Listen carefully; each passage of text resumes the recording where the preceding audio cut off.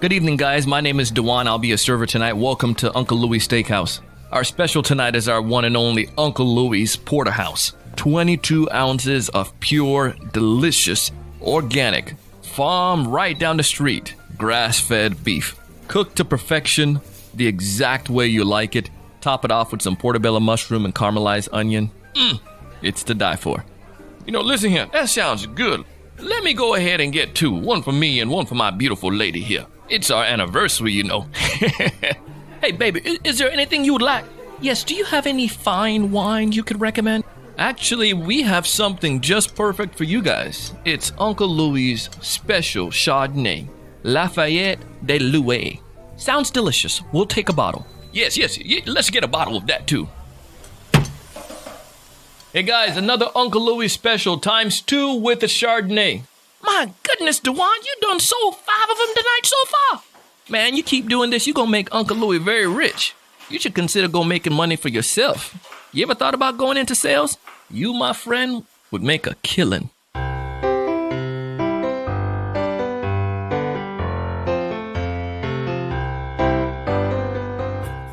This episode is brought to you in part by TSE Certified Sales Training Program. It's a course I designed to help individual sellers and entrepreneurs learn how they could find more of those ideal customers, have more meaningful conversations, and ultimately close more deals. Our next semester begins November 8th, and I would love to have you join us. Find more information by going to thesalesevangelist.com/course. This episode is also brought to you in part by Sales Live Miami. It is a 2-day conference held at Marlins Park in South Florida, featuring some of the most renowned sales experts in the industry. To find more information and check out the lineup, to get your tickets, simply go to thesalesevangelist.com/saleslive. Again, thesalesevangelist.com/saleslive.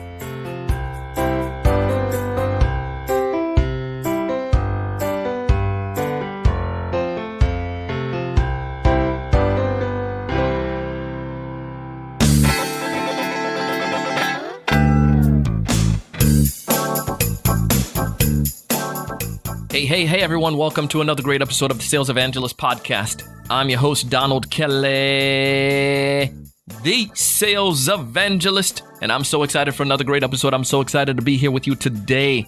Now, as you know, we started a new series called The Accidental Seller. This is our second episode in that series.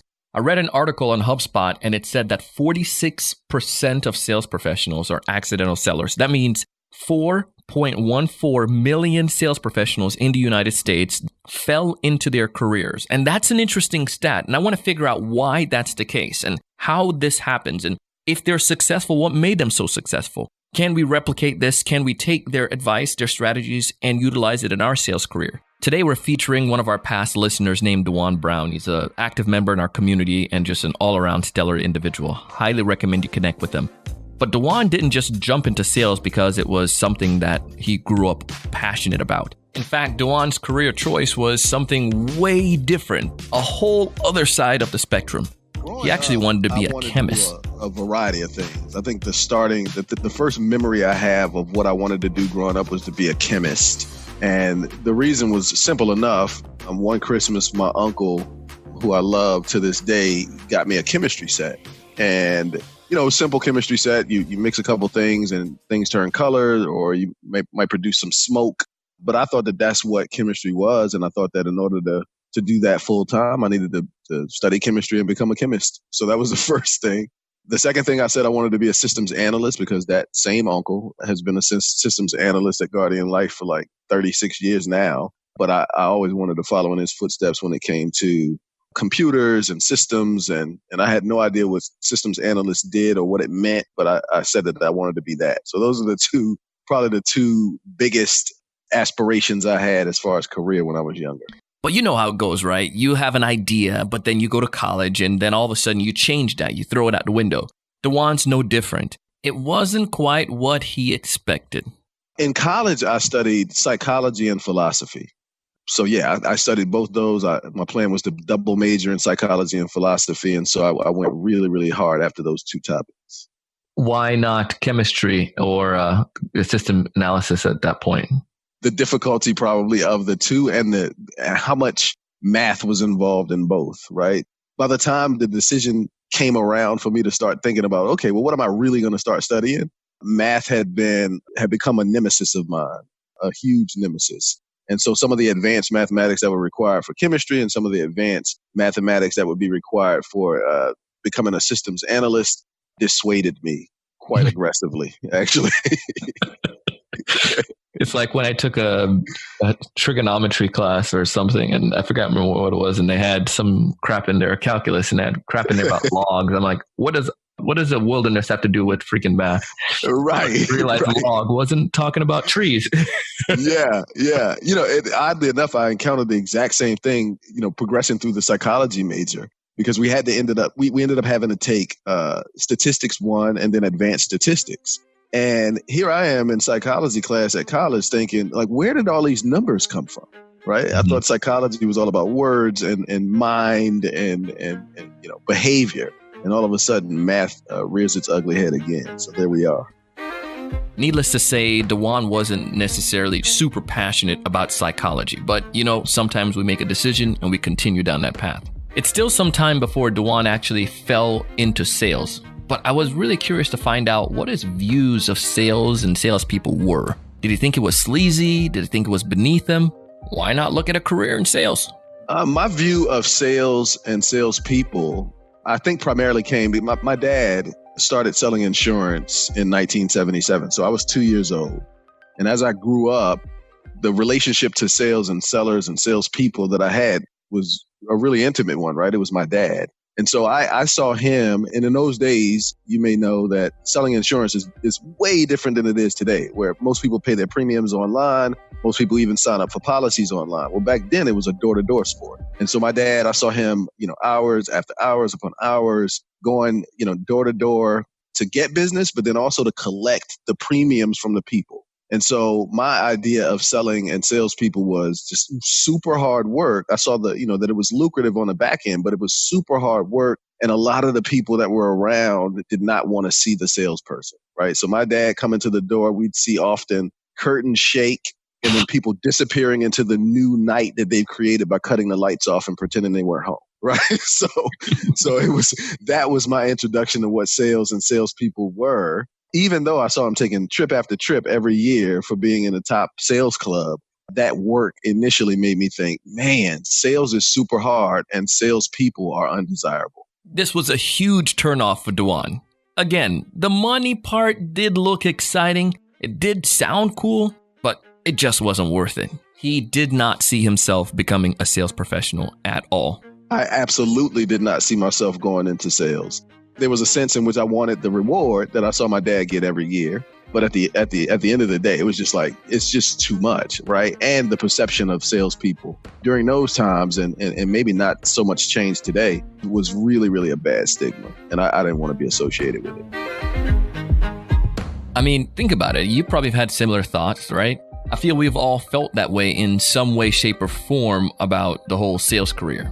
There's a low barrier of entry and a lot of people jump into it. In fact, sales is one of those careers a lot of people just don't trust. In fact, there was an article I read on Sales for Life that said only 18% of buyers trust and respect salespeople.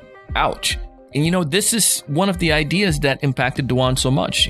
He thought, I could use the skill and talent that sales professionals have in a more respected and glamorous career path. The stigma that stuck out to me the most was slick, sleazy, manipulative, taking advantage of. And even though these were none of the things my dad was doing, he was obviously an upstanding salesman.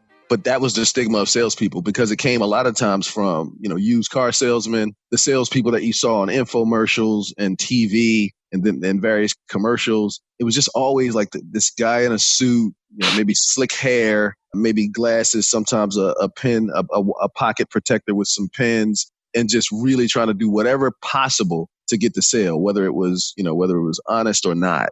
And so that was a part of the stigma that I didn't want to be associated with. So for me, like, even though people were telling me early on, like, you'd be good in sales, because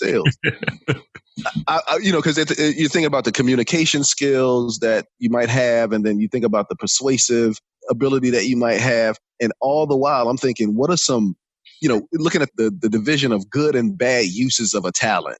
Mm-hmm. I saw sales as a bad use of those talents. I saw things like law. I saw things like professor, teacher as good uses of the same talent. So for me, it was like, hey, I have these talents, it seems. I could use them in the worst way, which is to go sell, or I could use them in the best ways, which is to help people through law and other things.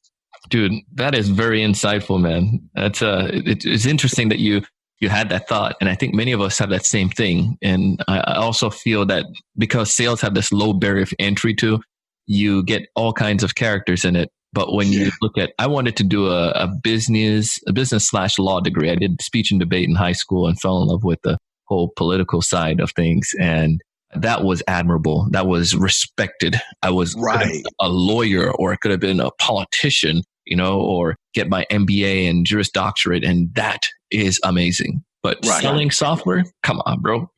Yeah. That's a clown question. Bad use of talent, right? That's how I saw it too. Well, just like how he changed his mind in college, and like how you and I change our minds often, DeJuan had a change of heart about sales. When we get back from the break, we're going to hear what exactly happened, how it went about, and what DeJuan is doing today. You're listening to the Sales Evangelist podcast, and I'm your host, Donald Kelly, the Sales Evangelist.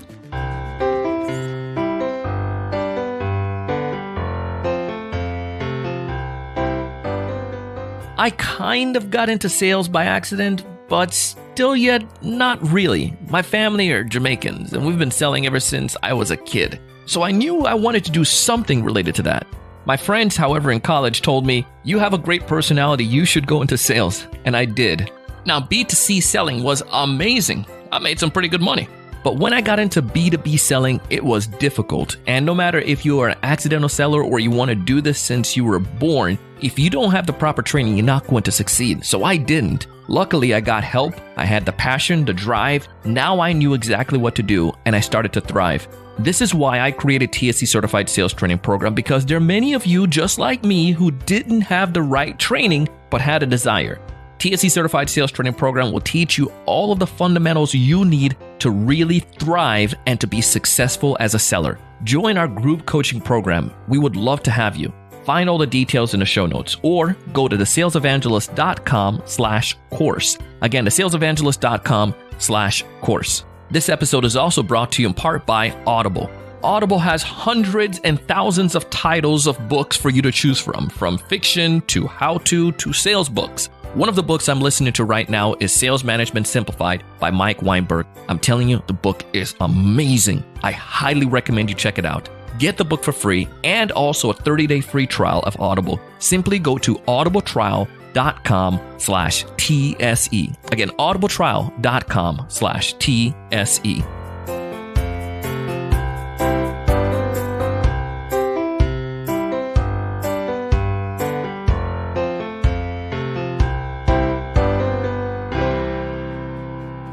Hey, we're back. And DeJuan's story about how he got into sales, who sold him on getting into sales, is pretty fascinating.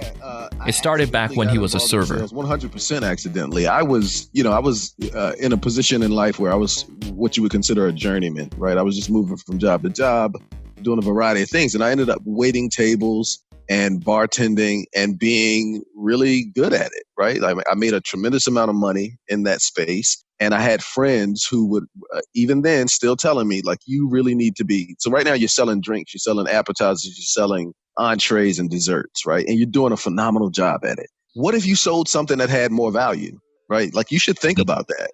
And I was, again, same exact stigma that was preventing me from even seeing that as a possibility, until one day a buddy of mine ended up getting a job at Intuit. This was back in 2000. I think he got his job in like 2000 or 2001. And then in 2002, he had come to me for maybe the fifth or sixth time and said, listen, you should just get your foot in the door here. Like, it's not like you're selling used cars, right? People are calling and they need certain things, and you'd be just the person to speak to them. And so I to appease him, I was like, I'll apply.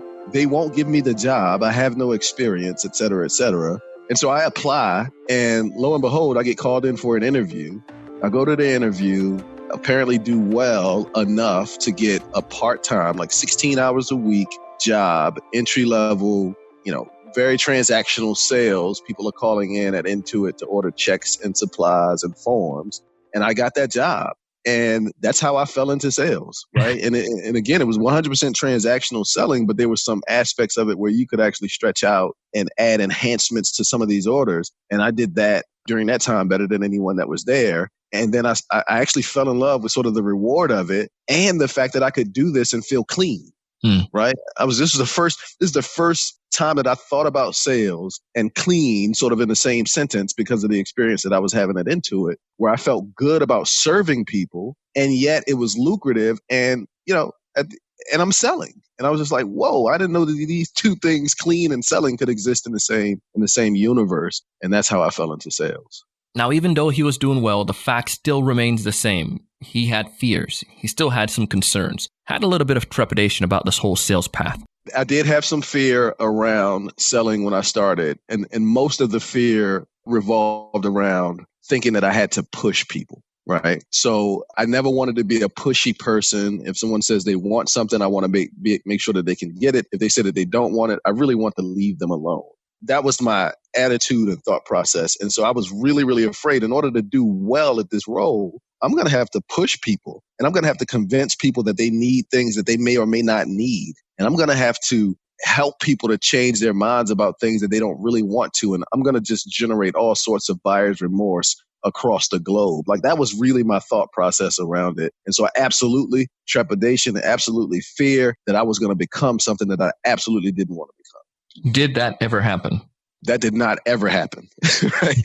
Again, it was an epiphany. Light bulb started going off relatively early in that process that I started thinking, my goodness, I'm actually helping people. Like people have good things to say about their interaction with me on the basis of my being able to help them understand all that they have at their disposal, all of their options, and making sure that the decision that they made was the one that they wanted to make based on those things. And so again, for me, it was like, okay, this is a world opening experience that lets me know that you can sell as a service, right? Like you can actually serve people by selling them the things that they need, even in times when they don't recognize clearly that that is a need for them. Helping them understand and get to that point is actually a service. And it really changed my paradigm on sales altogether. DeJuan's success at this point reminds me of a quote I heard from Dwayne "The Rock" Johnson. He said that success is never owned, it's rented, and the rent is due every single day. DeJuan had his tough times. You have your tough times. And it was during one of those tough times that DeJuan thought, well, maybe I should back out of this whole sales thing. I did, right? At any time in my career, certainly I've thought about quitting and maybe moving into something again that I thought might be more meaningful, more respected. But the experience that I had at Intuit helped through that because it was the exact opposite of what I thought selling needed to be, right? Like I was actually serving people and helping them make decisions that were better for their business, to purchase the types of things that would make them successful in the work that they were trying to do to their clients or for their clients and that sort of thing. But there were still times like I'm still a really competitive person. And there were times when I wasn't at the top of the leaderboard early on. And during those times, it made it really easy for me to start thinking about other career paths. Right. Winning changes everything and sort of losing does too, in my mind. Right. So during those times when I was at the bottom of the rung for short periods, I would think maybe this is not for me. And so I would always have those moments where it was like a roller coaster where I love it today because I'm on top. And then when I'm not on top, I don't love it so much. I'm thinking about other career paths. What made the turnaround? Like what happened in your mind? Because it sounded like it was more of like a mental game at this point that made you started to see success.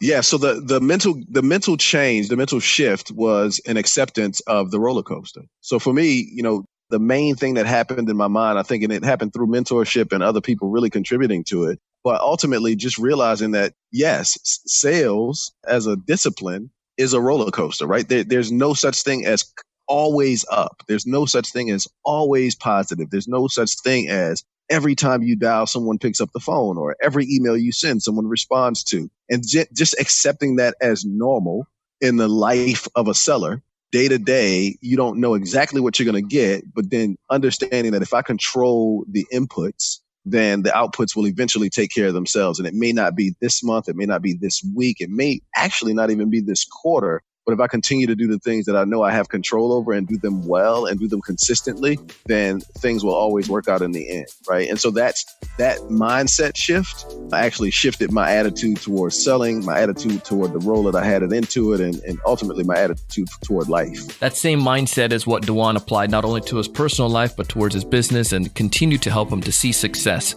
You can hear the overplay of the tone, this mindset, in his conversation when he talks about his first deal ever closing. I do remember my first deal closing. It felt really good. And when I'm talking about a deal in the context of that first sales role at Intuit, I'm talking about the first time I was able to enhance someone's checks, right? So what happened when people would call in and say, hey, I use Quicken, I need to reorder my checks. And so it's really just a simple verification of the routing and account number on the check, making sure that we have the right color. But then the upsell for us was asking them if they wanted to add a logo, or if they had a logo, asking if they wanted to add color or a shadow to the logo. And so for me, a deal, quote unquote, consisted of me being able to enhance someone's product or their order. And so I remember the first time that I was able to actually sell a logo. And then on that same sale, I was able to add color. And then on that same sale, I was able to add shadow. And by the way, I also added self-sealing envelopes instead of the type that you lick to that order. And so these were, to me, that was like ultimate in success. Like it was like a hat trick, right? I sold everything I could possibly sell in addition to the checks that were being ordered. And it was one of the most exciting days in my life and career, for sure. Oh yes, DeJuan is still in sales. All of that experience has led him to where he's at today. And believe you me, he's doing amazing. Yeah, things are progressing. So I'm now in enterprise sales in the SaaS world, technology, working for Seismic, an amazing company, and with amazing people. And things are progressing really well. Like I'm having extremely good conversations, and I'm building relationships with both internal and external stakeholders that I think are going to last a really long time. I feel like I'm in a really good space, and it's actually, sometimes I sit and I pinch myself because of where I started and my attitude towards sales then versus where I am today, and sort of the fruit that's been born because of that change in attitude, that change in mindset, and obviously some successes along the way. And so I'm just looking to continue, where I left off when I was at Bloomberg, and that is to be extremely successful and hopefully at the top of the leader pile pretty soon. Dude, that's awesome, man. Having the opportunity to make the same decision over again, would you choose sales? If I had to make the decision over again, I would absolutely choose sales. Where I started my sales career might differ, but the fact that at 45 years old that I would be selling, that would be sort of a foregone conclusion if I had to do it over again. As I mentioned at the top of the episode, DeJuan is one of those individuals I respect and love, and you can see why. Since we first connected on Facebook and he listened to our podcast, I've learned a lot from DeJuan. I recommend you also go ahead and connect with him as well. The best way to connect with me is on LinkedIn, as many people probably would expect. I have a pretty consistent presence on LinkedIn. There's also the Sales Success Summit that's coming up here in October. Really, we're about 2 weeks away, maybe 2 weeks away from the summit down in Austin. I'll be there. I'm looking forward to participating in a couple of panels and just meeting everyone and learning. And aside from that, you can again see me on Twitter as well under @StratusNow, where I tweet fairly heavily. Dude, that's awesome, man. Well, thank you so much for taking the time to come on the show today, man. We appreciate it. No problem. Yeah, I appreciate you having me. Always a pleasure. If you haven't done so already, go ahead, reach out to him. You can also find more information about DeJuan and some of the things that he mentioned in our show notes. TheSalesEvangelist.com/the-word episode number 1205. Again, TheSalesEvangelist.com/the-word episode number 1205. If you're listening on Apple Podcasts, go ahead and swipe up on the cover art. You can get access to all the information there as well. I encourage you to check out TSE Certified Sales Training Program. It would be an absolute honor to have you join us. Our next semester begins on November 8th. I bring on folks like DeJuan, and I share things like this because I want to help you. I want you to hear their stories about how you can thrive and succeed as well. I want you guys to find more of your ideal customers, wherever they are. I want you to have more meaningful conversations. I want you to be able to close more deals. But most importantly, I want to challenge you each and every single day to go out and do big things.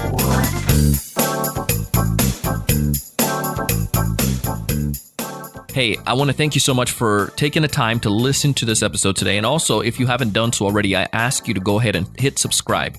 It would be an absolute honor to have you leave us a rating and review on Apple Podcasts. It goes a long way. Folks are able to come back behind you, see your testimonial, and hit subscribe because of what you share. I would greatly appreciate that. Our show today was produced by myself and the Sales Podcast Network. It was edited and mixed together by the one and only Jershon O'Bale. Our show note today was created by Rael Ramirez. Our podcast guest coordinator is Mrs. Maymar. All of our podcast artwork and social media graphics was created today by Desin Cunado. Our podcast production manager is Mrs. Shannon Rasmussen. You can find audio credits to this and all of our episodes in each of our show notes. And as always, I am your host, your coach, your mentor, your guide down the sales journey, Mr. Donald C. Kelly, the Sales Evangelist.